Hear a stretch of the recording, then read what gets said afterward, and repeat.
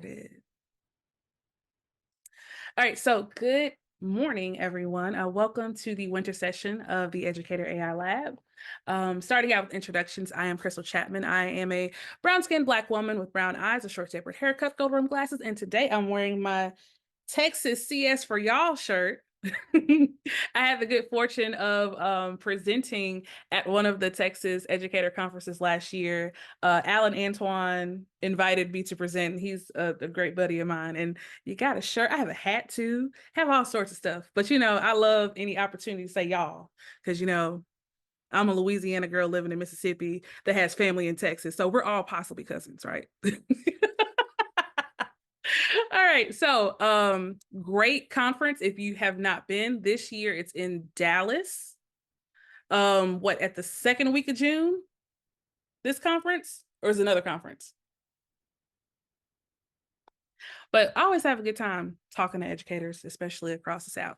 All right. So let's go ahead and finish the introductions. Ed, I think Ed is driving. Are you driving, Ed? I'm not driving. I'm at the soccer field. It's freezing cold, so I was able to duck off into the car for a little bit of this. How is everyone? My name is Ed Blake. I'm Vice President of CSTA Mississippi. I am a white male, brown hair, a long, scraggly brown and gray beard, glasses, and a baseball cap. And happy to see everyone. Yes, and so part of what we do at CSTA as a whole is we try to make sure that we are providing clear visuals for everyone, whether they have a vision impairment or not. And so that's one of the ways we just make everyone feel included, right? Right. All right, so let's go ahead and get to it. If you have not taken the survey on AI and education, you can either scan it with your phone now, or it's in the slideshow with all the links anyway. So you can jump in there. We're going to define AI just a tad, talk about opportunities and challenges, and then dive into ChatGPT and some other chatbots to talk about how, as an educator, you can use it, to your benefit. And then we're going to slide into the lab where you can do a little experimenting and testing and tweaking yourself. And then after that, we're going to be done. And it will definitely be somewhere near 2 hours to get this done. Yeah, gonna have a good time. All right, so let's run through all of the informational part really quickly. So speed run, what is artificial intelligence? Because of ChatGPT, which could be a positive or a negative, we have been inundated with a lot of information about AI. But when we're talking about what chatbots like ChatGPT do, it is more so only one small component of a really, really, really large ecosystem, okay? So this visual is created by the U.S. Department of Educational Technology Department. And I love this because it gives a clear breakdown of some of the subsections of AI. So it's a lot involved in it. Some things we may be familiar with would be computer vision, how your devices are able to recognize your face, robotics. I think in computer science, we've all been asked to coach the robotics team at least once or twice. So falling into there, the natural language processing, that's tapping more so into how these chatbots work and how they're able to communicate with us in a way that feels like you're talking to a person. And there are a lot of other things to include machine learning, which I think is the coolest thing ever, specifically in this big bubble. But this is just to share and to emphasize that generative AI takes like a little sliver of this. It combines a lot of these different things into one algorithm, if we're going to call it that, to super simplify it. So let's get a real definition, because I'm an educator. I want to make sure the definition is the same for everyone. So it's automations based on associations, and this is still what was provided to us on the federal level, and I love that definition. So if we're talking about associations, we're talking about how computers are able to identify patterns basically based on data given to them by a developer. And we know that devices, machines are phenomenal at identifying patterns, probably way, way, way more so than any of us ever could, right? Right. But what makes artificial intelligence a little more special is that it's able to automate based on those associations. So automations is just essentially the completion of an algorithm. And algorithm is a step a procedure, instructions that were predefined and created by a developer. And I hope that you've noticed that I've said developer in both parts of this definition, right? So developers, it's the human touch. It's us being involved in this entire process. And it's essential because without us, we would not be able to have machines that can identify patterns. And then they would essentially not know what to do once they identify the pattern. Make sense? All right, so with that being said, quick question, mini quiz. What role do humans play in AI use and development? Is it they're working kind of with a robotic vacuum to where they just turn it on and it goes? It's following an algorithm for sure, but it just goes running around your house. Your cat sits on it. You might trip over it, whatever. Or is it more so like an electric bicycle to where you hop on, you turn it on, you do a little work, it does a little work? Tell me in the chat what you think. Which one is more applicable to our relationship with AI, and especially how our relationship with AI should be? And I'm throwing in that word, how it should be. And you can drop a 1 or a 2. I see a couple of boths, and I don't mind a both either.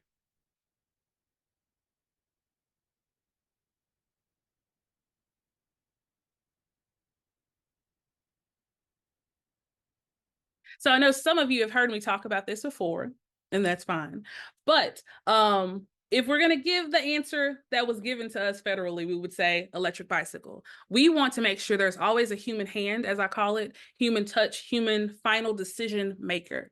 Because I think that we can all agree that a machine following a predefined set of instructions may end up in a result that could be harmful, right? So we always want to have the relationship to where we're doing a little bit and the machines and the devices are doing a little bit as well. However, there are situations and opportunities for option 1 to happen, but the preferred method is definitely number 2. All right, so on this session, I want to talk a little bit about some of the platforms and some of the organizations that are doing some really cool work. And so one is AI for K-12. So AI for K-12 just kind of works on developing national guidelines. And mind you, there are several organizations that have national guidelines for you to follow. And it does sometimes feel overwhelming because everyone's trying to get you to follow what they're doing. And so this is an organization that does it. And I'll highlight some others for the last 2 sessions we have later. So they have a directory that helps you kind of facilitate AI instruction. And they have like a community for the practitioners and researchers and all those things. One of the things that they created that a lot of educators and educator leaders really like are the big ideas in AI. And so I'm going to run through them extremely quickly. And some of them are definitely like, well, duh, that's obvious. It makes sense. But the 5th one I will say is possibly my favorite. So perception, it's just addressing how the computers, the machines, the devices have to perceive things through sensors. And this is a component that is definitely important to emphasize to students for them to be able to understand the mechanics of how some of these things work. We have students that have fortunately always known the world with cell phones, always known the world with high-speed internet, but many of them do not have a practical understanding of how a computer communicates with other computers or with a user. So talking about how it perceives is an important step. And I will say at the bottom of each slide, and y'all have access to the slides, are some guidelines that you can click to the link and go and grab those. 2 would be representation and reasoning. So this is an issue for both those of us with natural intelligence, allegedly, and those with artificial intelligence. So computers, we're asking them to create representations based on data that we give them, right? But the reasoning part is where it often falls short. I think we've discussed at some point in time, I think with most of you in the call, that there are opportunities where if we're following the rules, the impact of it, the impact of following the rules as they're written can be harmful to people. And so this is the reasoning aspect when we're talking about how AI works and how machines work. And quite frankly, machines don't think, they can't reason, they cannot determine impact as well as we can, which is another reason why I will say humans should always be in the loop when we're making decisions. We should always be the last decision maker in the process. All right, so learning. Computers learn from data. It learns from a lot of training data, a vast amount of training data. And where does that training data come from? The internet. And those of us that are experienced in the internet know that the internet is a wonderful, phenomenal tool that has revolutionized the world, but it also can be a very dark and scary place. It can be a very dangerous place. And so if we have machines that are learning from the entire internet, we have to be prepared to deal with the issues that come along with learning from the entire internet. And so training data is often supplied by people. Sometimes the machine can be instructed to go identify it itself, but with algorithmic bias potential, the potential of things that are harmful to some groups and not others popping in, understanding how these devices learn, how all these programs learn, and especially understanding how we can make sure that we are decreasing the likelihood of those things happening and ending up in the final product is really, really important. All right, natural interaction. This is chatbot's claim to fame, right? It's able to talk and communicate with you, if we were to just say it in layman's terms, in a way that you would communicate with another person. So complex language outputs are really, really cool. But complex language outputs also can cause some serious problems. What we have started to notice is that chatbots often give us mistakes. You may have heard this referred to as a hallucination because of concerns of identifying a computer as having what is considered to be a mental illness is a challenge. I try to use the word mistakes instead of hallucinations. So mistakes happen with the machines. I have had a chat bot tell me with the greatest amount of confidence, with all of the words and the vocabulary that makes it sound absolutely spot on, incorrect information about a law. Because when I was finishing my EDD, I looked up something using a chatbot trying to identify where to go search on Google. And it was absolutely 1000% incorrect. But reading it, I was like, oh, this would be perfect for my paper to add in. And I'm like, well, let me go fact check and make sure it's actually real. Let me find the actual source. And no such case existed.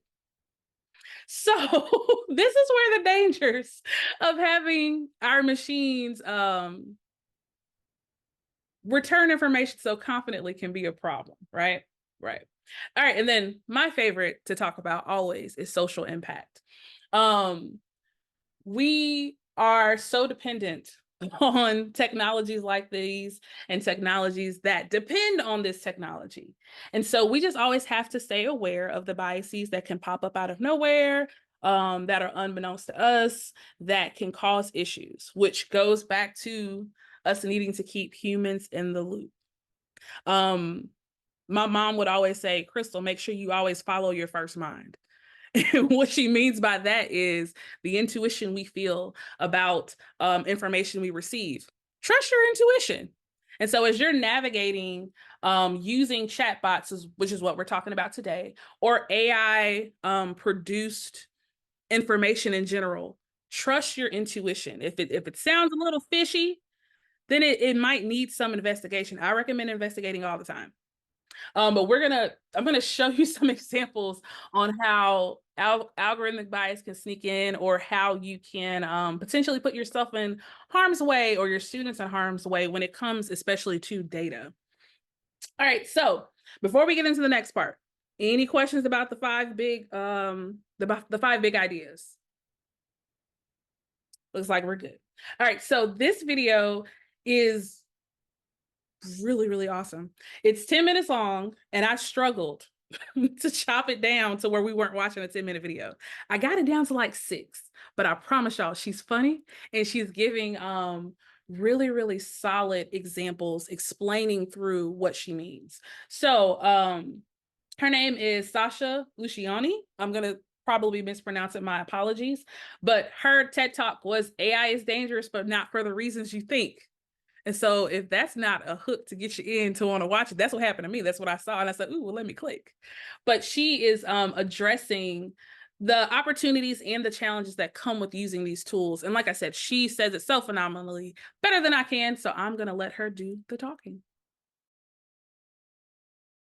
Cool. And of course, the impact on the environment, even more so. So that's one thing that I want to make sure I brought up. And then secondly, when she's talking about the issue with her looking to get an image generated of a woman named Sasha, and she's talking about how, you know, she possibly is not clothed and has multiple arms. Do you guys remember last year when on social media it was an explosion? Everybody was using that headshot generator where you pop in a couple of photos and it has this gorgeous, just yeah. One issue with that is people didn't realize they were giving their information, giving their data, giving your face away for free. So that was one issue. The second issue was I noted with someone that I follow on social media, the majority of the images had her in a blazer that was low cut, exposing all of the décolletage and the cleavage. And she's like, I could not get a photo with me with a shirt on. So she was experiencing the same biases that Sasha did. And so this is how, like I said, algorithmic biases creep in. And we can imagine a million different reasons why women named Sasha may or may not be clothed or maybe, fabulous athletic models across the internet. But what is happening or the experience of one person should not be the experience of all in that particular case. Does that make sense? And then the last point that she was talking about was the opt-in and opt-out. ChatGPT just was in court with, I want to say, Sarah Silverman and Ta-Nehisi Coates, because they were alleging that ChatGPT or OpenAI was using their copywritten material. Now, the case was dismissed without prejudice, so they can go back again, and I'm sure they will go back into litigation again because they did not have, I guess it's unrefutable, irrefutable evidence that verbatim words were used or, things of that nature. But this is a common frustration of creators. People have worked their entire lives, possibly are in mounds of debt like myself, to gain a certain amount of expertise only for their written work, their creations to be used without their permission and without compensation, right? Because for both of them, they did not have the ability to write and have the success that they have just by waking up. It wasn't free. They had to earn it in some kind of way, whether it was sweat equity or just money, right? And so the opt-in, opt-out is a big conversation because artists and creators are having their works possibly borrowed without permission. And I'm going to choose my words carefully. So that's something to definitely consider. Something that I think we all have had an experience with is you guys remember when they first started the list for not having telemarketers call? It's opt-in, opt-out. They're pushing forward to work kind of function in that way. And we know how terrible telemarketers used to be a couple of years ago. It was ridiculous. So it's that similar thing that's happening there. And so with those 3 points, I would encourage you as you're working with students and having conversations, have them discuss those things. Have them sit and talk about how, yeah, using chatbots is cool. I've used them, for this assignment, or I possibly, had it review something for me before I turned it in, Miss Chapman. But also, let's talk about the issues that using these tools and these platforms can create. All right. So, check out the rest of the video. She's really, really good. So let's talk about what we're using today. Today, we're going to tap into a little bit of machine learning, a little bit of language processing, and some other things because we're talking about chatbots. Of course, I said ChatGPT because it's the name brand, like Kleenex. I can't think of another name brand. Pop-Tarts, because there's Pop-Tarts over there. So it's one of the things. But I will say, as we start, and I'll say it more than once, I challenge you to use more than just OpenAI's platform. Google has just rebranded Bard to Gemini. I will say Gemini is really cute and aesthetically pleasing because that's what Google does best. And they also have different outputs based on how they're trained. And I'll talk about that in just a few moments. All right, so ChatGPT, since we're talking about the name brand, let's talk about the name brand. So OpenAI has actually been a company in existence for like over a decade, like well over a decade. But ChatGPT itself was created 2 Novembers ago, over November 30th. It used a model that made it unique in how the outputs basically mirrored how you and I would talk to each other in informal and informal situations, which made it, oh my God, it can do all these great things. And it has really pushed other developers to push themselves and how they create products and platforms for people, right? So this is a screenshot of the page that you get when you first log on to ChatGPT. And I forgot to mention, if you don't have a ChatGPT account and you're comfortable creating one, because mind you, if you're using the free version of ChatGPT, they're going to use your data how they see fit, which is why I will say now, and I will say it probably 3 other times, do not put personal information inside of any of these chatbots. Okay. All right. So when you first log on, and this is one of the ChatGPT updates. I've used ChatGPT before they had fancy pants updates, back when you didn't get guides and information on the front end. But they're telling you some of the examples that you can kind of put in. And these are just regular, not heavily academic ways of making requests. Got any creative ideas for a 10-year-old's birthday? That sounds like just regular conversation. And that's what makes these chatbots so amazing, right? And so it also tells you the capabilities. So it can remember what a user said earlier in the conversation. And that's important for how I'm going to suggest that you set up your chatbot environment. And then it allows users to provide follow-up corrections. I do that all the time. It is not an issue for you to tell it to update a response based on new information. And then train to decline inappropriate requests. I've actually never attempted an inappropriate request because I don't want to besmudge my good record with the chatbot.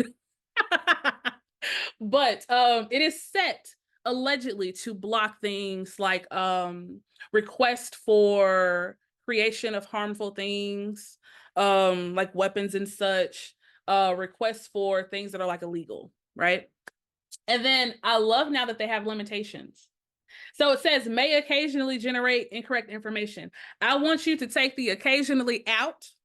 And I just want you to know that it's going to generate incorrect information, and it's up to you to make sure that you double check it before you present it out as content, right?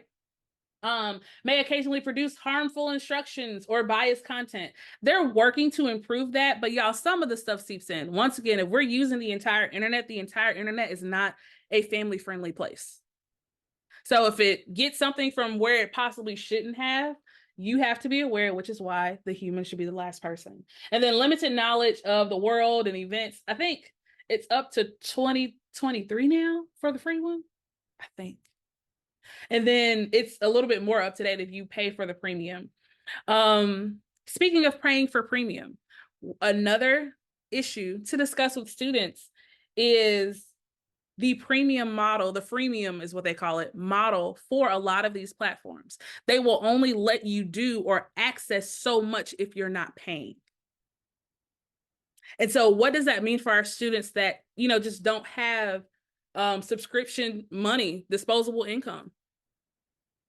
Why should they not have access to the most up-to-date or the highest performing version of the platform? And so that's something to talk about. Okay, so you last heard it was 2022. Okay, yeah. So okay, so they finally did I'm reading the chat, y'all. ChatGPT 4 is now a free part of Microsoft Copilot. And I know they were going to push it, but I haven't been in my Microsoft account lately. So I guess I need to go and kind of pop around and see what's going on. So Microsoft Copilot does it come with any Microsoft account, or do you have to have the Microsoft big account? Or like a subscription account? I can't recall. But go ahead. Crystal, I think it's free for just the general account, but it's kind of new, so I don't know all of the specifics. We had our big state technology conference the first week in February, and that's where I heard that it was now a free piece of Copilot. So still brand new, so lots to learn. Yes, thank you. I read about it in the they send the updates that are coming along the pipe, and I read about it, but I forgot about it. I didn't put it on my calendar. So it's something to look into if your district or your organization uses Microsoft. It could help with a lot of the things you have to do using that particular platform.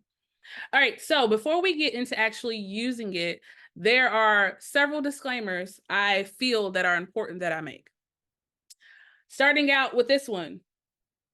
This is a frustration that is expressed to me, I think probably 3 or 4 times a week. Educators are like, I don't even want to pretend to learn about chatbots because it's cheating.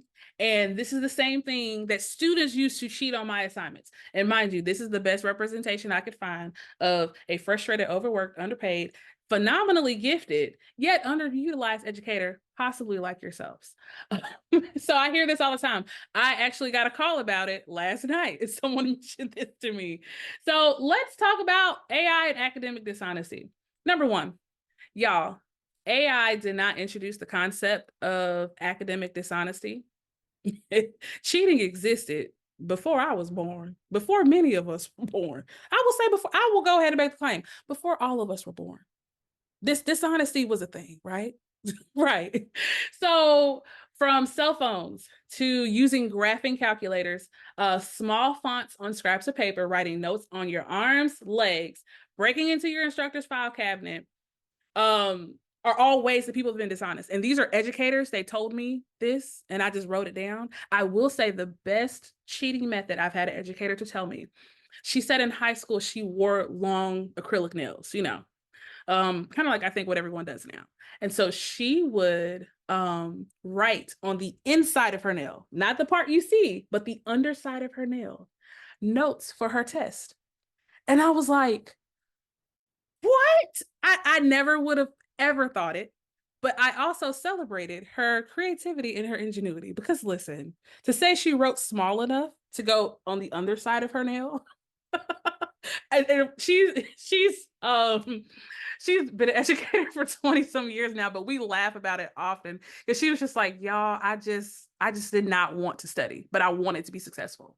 And so I think a lot of our students have that same space of, studying is boring, studying is not fun, but I still want to have success. So there's that. And I will say that when the stakes are high, as they are in education, cheating is inevitable.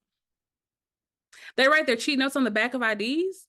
Oh, I will add that to my list. I will add that to my list because you have to have your ID. I cannot be in school without my identification. I mean, I promise you, for the children that have tried to cheat on assessments I've had, especially when I first started teaching, I've always found kind of humor in it because it's just like, y'all, really? We couldn't, outside of standardized tests, because standardized tests will get everybody in big trouble. But for classroom assessments, I'm just like, y'all, we could have talked about this, could have had a conversation. But yes, calculators, I remember the slip inside the calculator, if you remember that. But for the graphing calculators, those TI whatevers that you can actually put information in. And then so they banned those in my high school because people were putting complete notes because they were basically computers. So yeah, yes. So whatever was before the Inspire back in the early 2000s, that's the one that they were using. And so yeah, it's a lot of opportunity to do it. I think we all recognize it's going to happen, but I still feel the need to address it. So next question I always get, but isn't there a tool that can help with that? Something that can recognize if a student is using AI. And I will tell you this, like I tell everyone else, generative AI identification tools are kind of like Hydra. What they say, once you chop off one, another My class at Harvard just got caught. So let me show you guys this one. It actually made me laugh when I saw this. If it's going to get big enough where you can see it.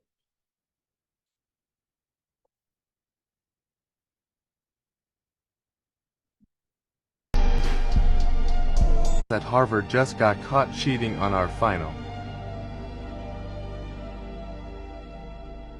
Good thing I used this instead.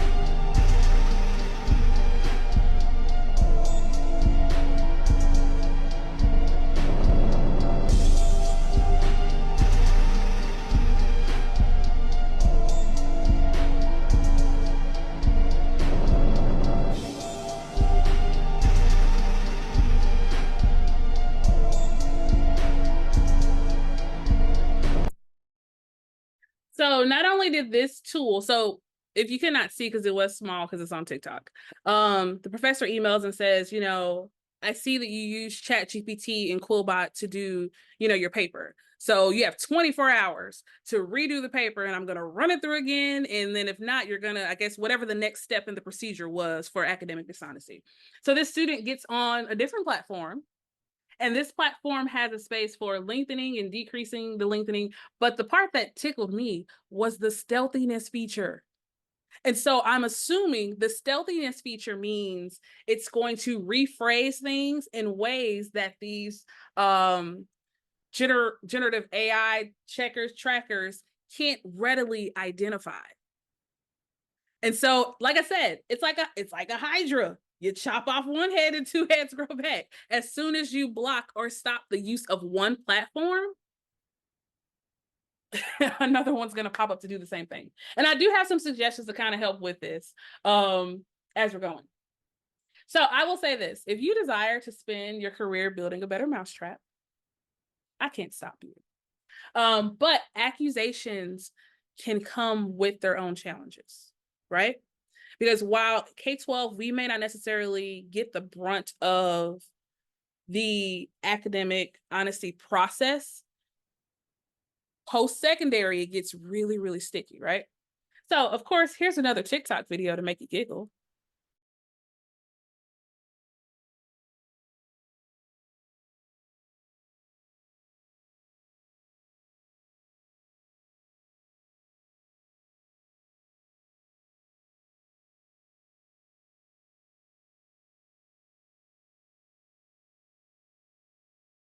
Students, you're all getting an X for incomplete on your final assignment.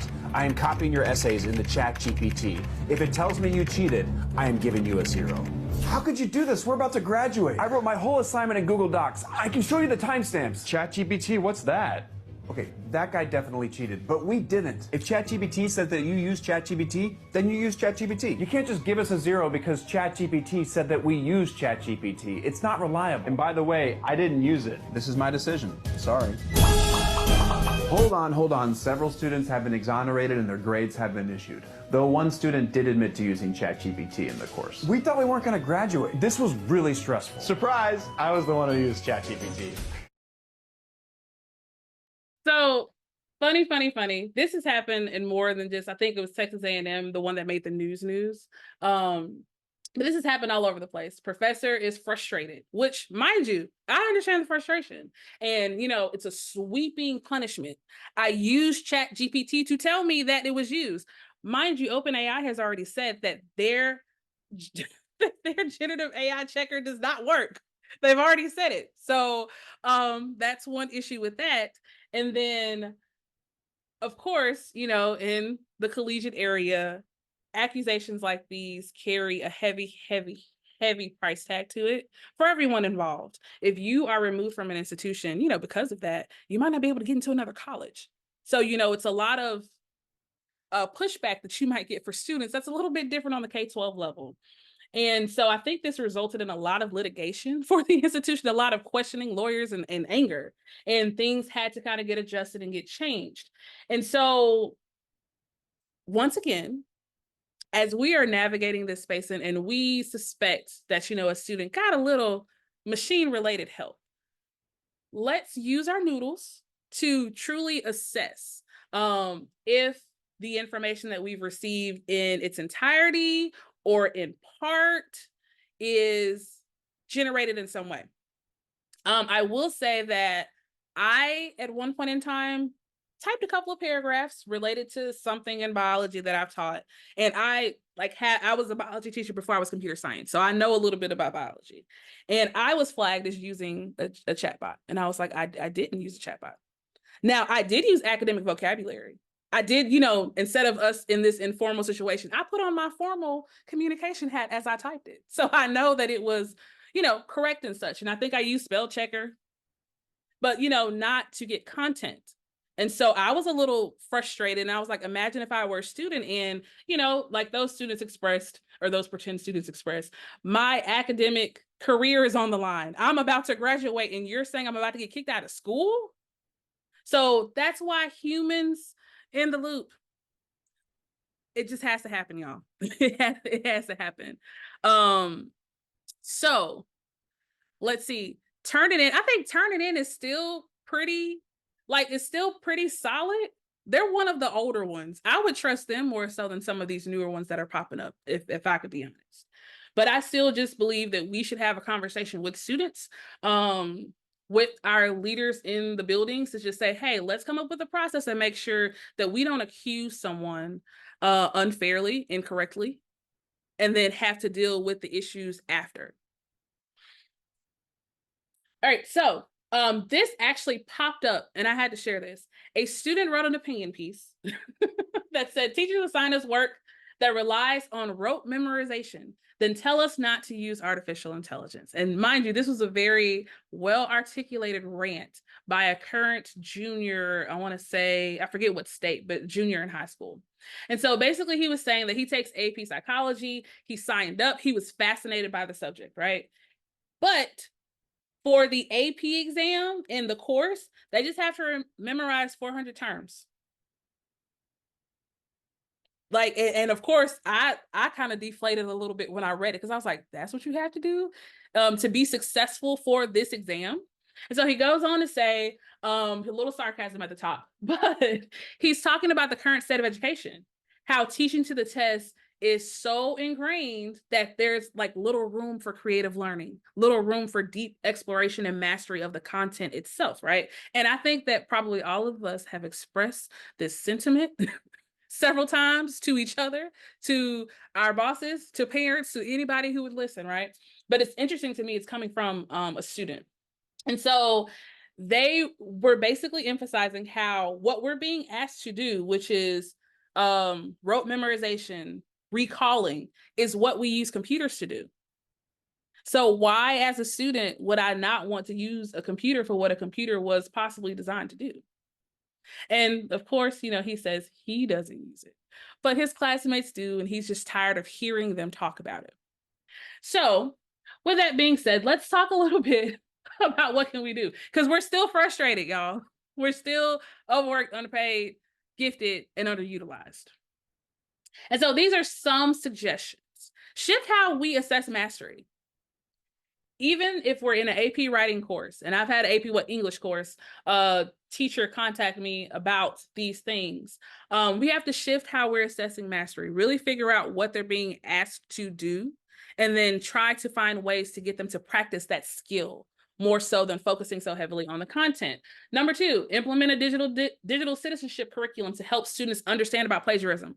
Y'all would be surprised how many students actually don't understand what plagiarism is. It's a big word. They know they're not supposed to do it. They know they get in trouble, but referencing like Wikipedia without citing it, they don't recognize that that is plagiarism. Even me using those TikTok videos as a reference, if I did not show you and tell you where I got it from, that would be plagiarism. So the idea of using someone else's ideas and presenting them as your own, they don't get the presenting as their Crystal, own. I suddenly can't hear you. Oh, Is it just me? can y'all hear me? And Yeah, at the you soccer just came field. back. You just came back. Was it just me? I'm sorry. It might have been just you. You at the Oh. soccer field out there coaching the children. Yeah, I'm not now. So now I'm back and I'm just fully involved in the meeting. So I always pick at Ed, y'all, because he is like super dad. They have soccer practice like every night. He's there every night, and it's cold every night. But anyway, so implement digital citizenship.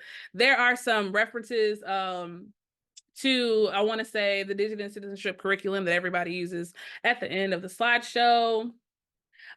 This is what was mentioned earlier, and I told you I was going to go back to this, requiring timestamps. So everybody is typing in the cloud.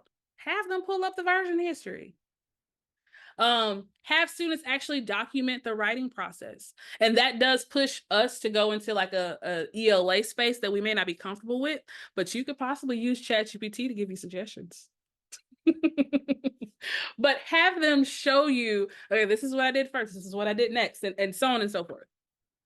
Use chatbots as a resource for assignments. So if you're trying to shift how mastery is assessed, this is one of the assignments I've recommended to probably every educator that has called me. If you have a written assignment, have the chatbot create what would be a student exemplar. You can have it create a stellar one. You could have it create one that needs some work, right? And then have the students assess it, evaluate it.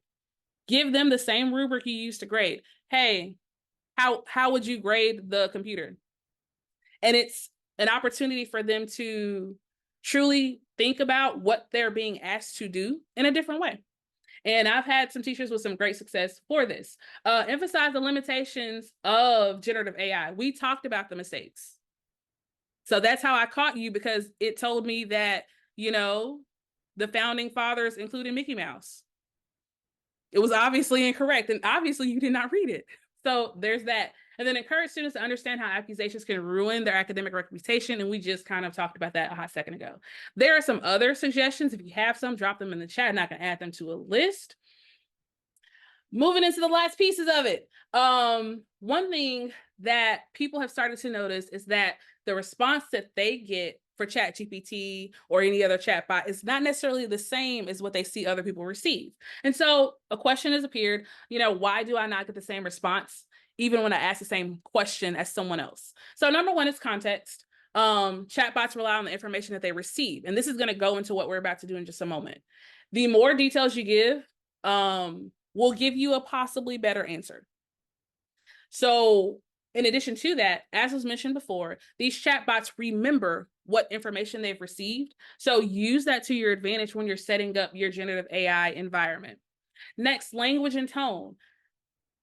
Allegedly, these platforms can pick up on your tone, whether it's formal or informal. It also, as all machines do, can identify patterns. So if you consistently use similar phrasing over and over again, as it goes to give you responses, it's going to use that similar phrasing, which is why we're always amazed that it sounds like us, right? So yeah, there's one part with that. And then training data. We've talked about the training data, and we know that these platforms are using different data. They did not play well with each other. They did not share the data across the board. They're really, really particular about knowing sometimes what data they're using. And so if there's a little bit difference on this platform, a little difference on that platform, it is going to result in different responses. And then of course, algorithmic bias, shades and colors, all of that sometimes in a not really good way. All right, so getting to the last part of it, because I told you I had to give you like a list of disclaimers to say I said this before anybody could say I didn't. All right, so student privacy and protections. We have laws for that, right? And as educators, we are required to sign paperwork, I know for my district every year, saying that we're going to uphold these particular laws, which most notably in education, K-12, it's going to be FERPA. But in that same bubble would be the Children's Internet Privacy Act, COPA, which are two different organizations. But I will say that all three of those have federal in front of the institution that created it. So anytime the federal someone tells me to do something, I try to abide by it, because I don't want to go to federal prison. And that sometimes is what happens. And then of course, IDEA, when we're dealing with students and we're trying to work with students with disabilities, a lot of these platforms say, hey, we can scaffold everything and make sure it works for every student, right? But as we're trying to get that information about a particular student that needs particular support, we don't want to put that particular student information, especially their name, in a platform. And so that's kind of where I'm getting at. Take the same precautions you would in person. We would not be in a hall talking about how Crystal Chapman has this diagnosis and this is why Crystal Chapman is acting this way. That is completely inappropriate, completely illegal. Treat it the same way. The exact same way. All right, so let's do a quick scenario, and then I think I'm going to set you guys free to go to the lab. Even though the lab, I think today is going to be a one big group lab. All right, so Mr. Rodriguez, an 8th grade mathematics teacher, has a diverse class with varying skill levels. Your task is to use a generative AI platform to create personalized practice problems based on individual student needs. Input each student's proficiency level in specific areas of challenge to generate a set of customized problems for Mr. Rodriguez, enabling him to tailor his instruction to meet the unique needs of each learner. I feel like a flag that is red should have gone off in everybody's head. What's the issue here? And take a second to skim back over because there are some issues.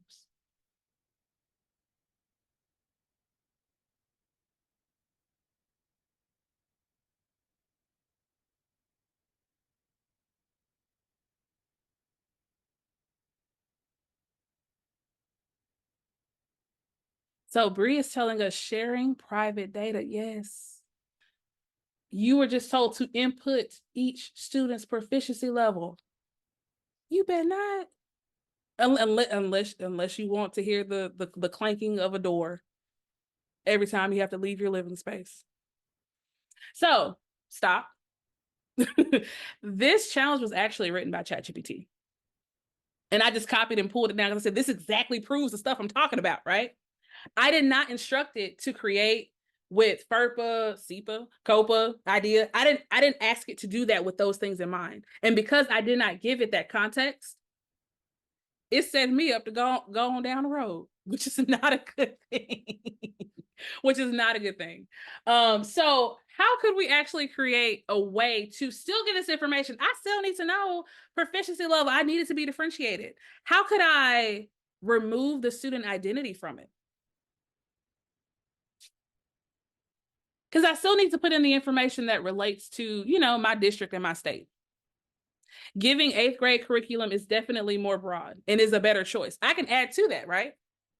And give it information about how the students are assessed. Somewhere on the internet for all of our states is information that tells us what is for our state, it's minimum, basic, proficient, minimum, basic, proficient, and advanced. It's only 4, or is it 5 now? Well, it depends on what subject area you're in. It might have 5 levels to it. But you could grab the information about the levels and say for a student that would meet basic level according to the my state Mississippi assessment standards, create this. According for a student that would fall into the category of proficient, create this. Does that make sense how I'm saying that? A lot of A students, and then have it reference things that already exist on the internet rather than saying Crystal Chapman scored basic, I need something for her, because that's gonna get you in big trouble. So reveal having a learning disability. So that's a thing too.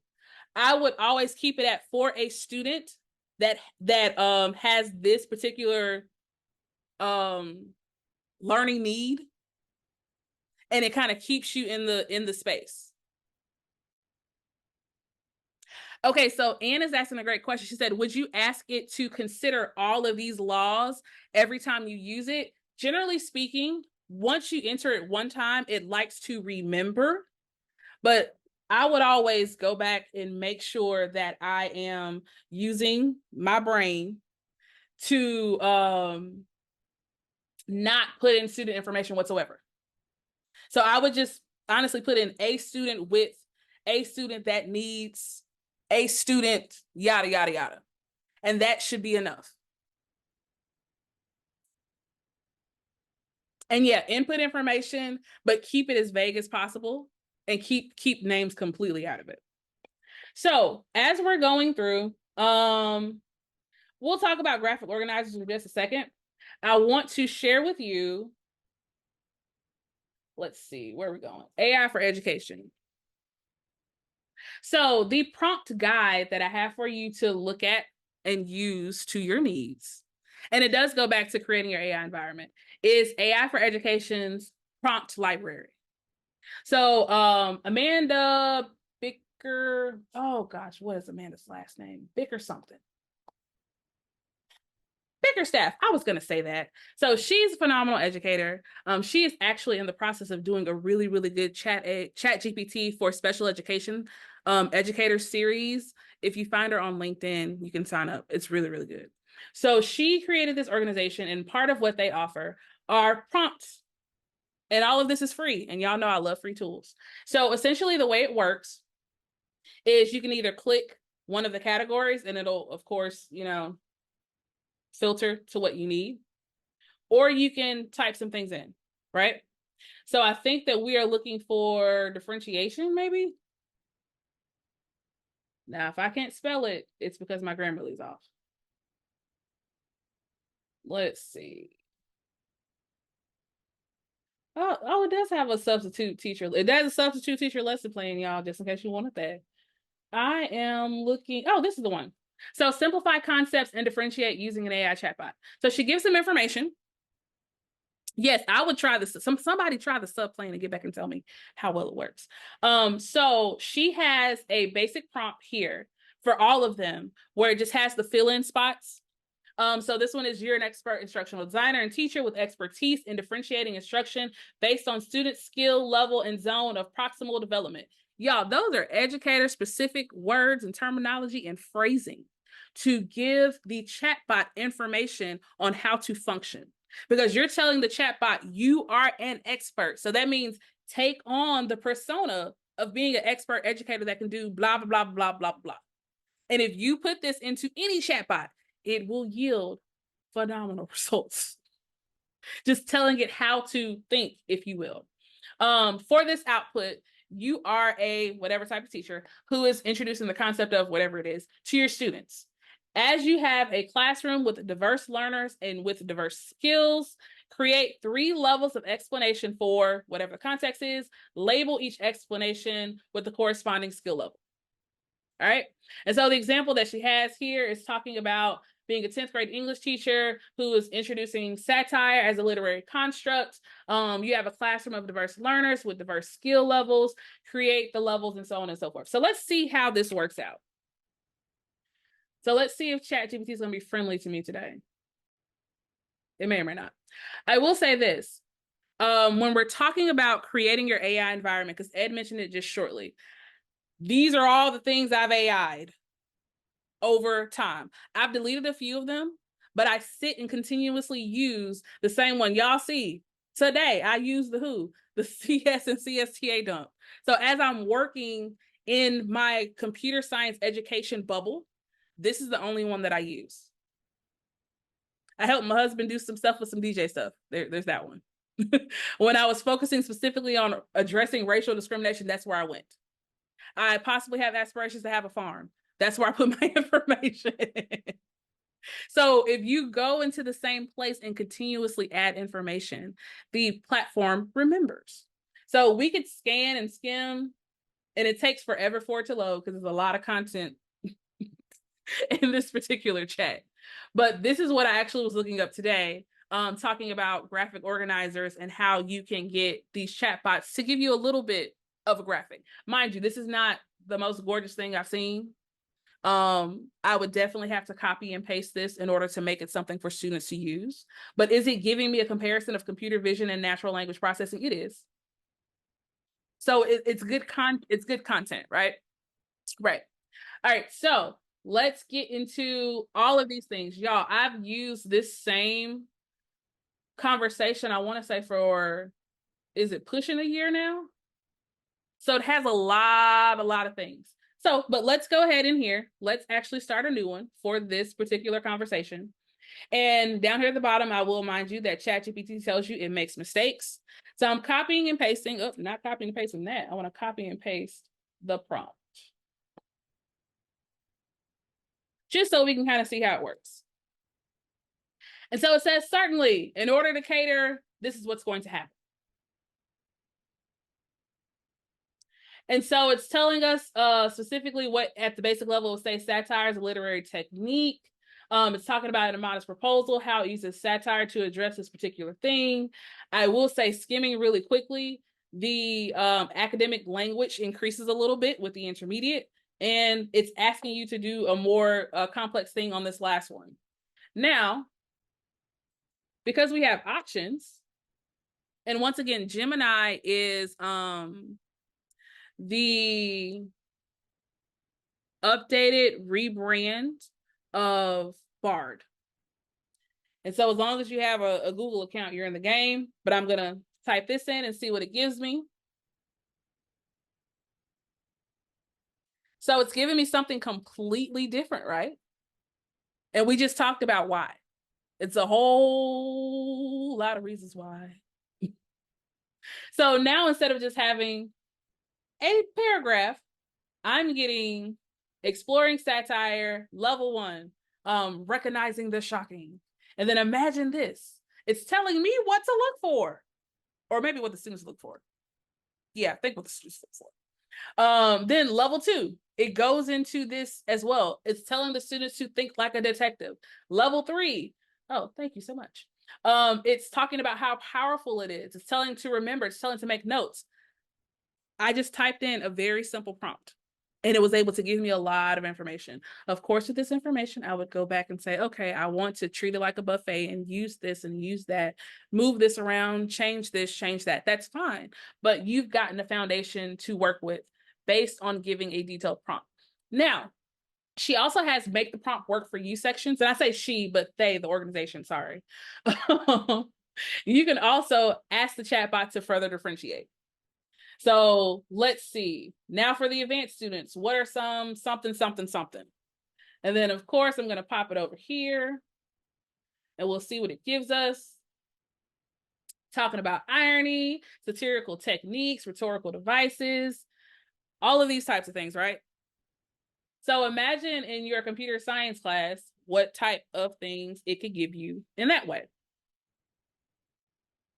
But as you are starting to use these tools in this way, please share the information with your colleagues. Let the math and English teachers know, the history teachers know that they too can use it for working with students or to expand what they're trying to provide them when it comes to technical information. All right, and so it looks kind of the same. It gives additional information. So y'all kind of see how just amplifying or updating how you tell it to do something can give you phenomenal results.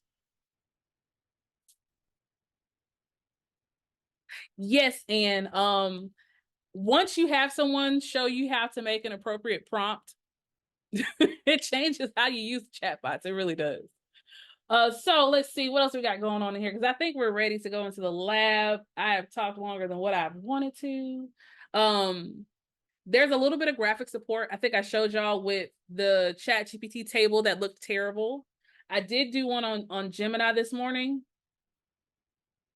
and it looks better, but we've already discussed how Google is good at giving you a visual, right? And don't limit yourself to one chatbot, as I just modeled. Gemini is actually, I'm going to tap back into it. I was using Bard, but I like the display of Gemini a little bit better. Claude is pretty okay. I think that if they have not changed their pricing model, you get a lot less for, free. Perplexity, I recently heard about it. I'm still kind of tapping into it, So when it comes to using any of these chatbots, my final disclaimer will be this. Do not put your students on chatbots at school, because the majority of our schools in districts and states do not allow it. The majority of these platforms require the user to be over the age of 18. So if you want to use an output, you as the adult, tell it what to do. Even if the student is giving you instructions, tell it what to do and then give them the output yourself, okay? Don't get caught up in that way. Please don't get caught up in that way. All right, so let's go ahead and get ready to tap into the lab. So the way this is structured is this. You can experiment how you want. We have no preference here. You can have guided experimentation. And so these are 4 scenarios that you can use ChatGPT for, or Gemini, or whichever. Because if you can't log into ChatGPT because it's, you know, too much traffic to it, y'all saw Gemini came right on up. And Google's pretty good at handling a lot of people. I have a link to ChatGPT on this page before. Is if you click the pictures, the logos, the platform comes up. And then the link to her chatbot prompts. So we're going to give you some time to work it out. If you have questions, let me know. And I'm going to take a break from saying the words. But before I do, anyone have any particular questions? All right, well, hop to it. Get to figuring out some things. And I will say that some of these scenarios are not computer science specific, but you know what you're teaching. You can definitely change out some of the phrasing and some of the content areas in the prompts for whatever you need it to be.